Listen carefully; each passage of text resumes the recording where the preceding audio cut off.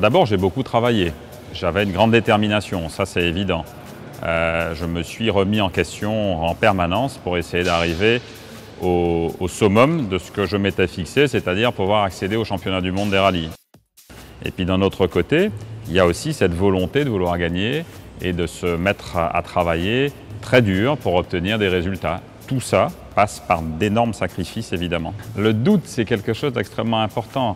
Tous les doutes que j'ai pu avoir pendant ma carrière de pilote ont été souvent transformés par, je dirais, de bons résultats. Parce que le fait de douter permet, me concernant, me permettait de me remettre en question, permettait de mieux aborder mes courses, permettait de mieux jauger mes adversaires, permettait de voir comment j'allais aborder les prochaines difficultés.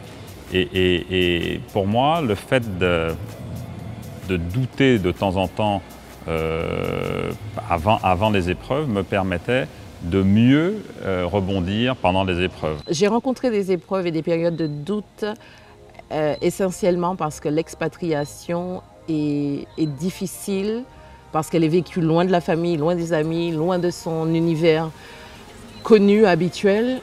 Et des fois, on se sent perdu, isolé, on a juste envie de retrouver son cocon familial. Et c'est là que la famille et les amis interviennent et nous remettent sur la, je ne vais pas dire la bonne route, sur le chemin de notre parcours. La famille et les amis ont tenu la place la plus importante dans mon parcours parce que c'est grâce à eux, c'est sur eux que je me reposais. Quand j'avais des moments de doute, des interrogations et vraiment la place la plus importante. Quand je suis partie de la Martinique, j'étais dans un état d'esprit totalement insouciant. Je ne me suis pas posé de questions et je pense que c'est ce qui m'a permis d'arriver là où je suis aujourd'hui. Se poser aucune question et se dire on fonce, on verra après.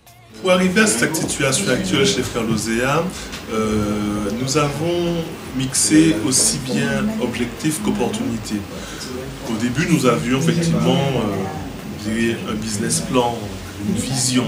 On savait où on voulait aller. Tout au long de mon parcours, il y a deux choses qui m'ont vraiment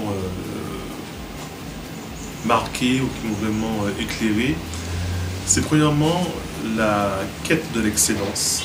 L'excellence, c'est vraiment quelque chose qui est ancré personnellement. Et puis ensuite, j'ai une autre valeur qui a aussi énormément compté pour nous, c'est cette recherche de valorisation de notre patrimoine local. Il a fallu faire des choix. Et ce sont des choix qui ont été voulus, qui ont été décidés. On a dit, bon, pour pouvoir avoir tel résultat, il faut aller sur telle voie. Peut-être cela n'aurait pas été mon premier choix naturel. Vous voyez que très souvent, quand on est antillais, pour lui, avoir une belle voiture est synonyme de réussite. Il a fallu effectivement ravaler ce genre d'envie et se dire que peut-être une belle enrobeuse à chocolat, ça rapporte plus qu'une belle voiture. Pour passer les périodes de doute, on s'appuie sur la persévérance, mettre un cran dans notre management, donc être encore un meilleur manager, resserrer les liens, nécessaire solidarité, nécessaire écoute.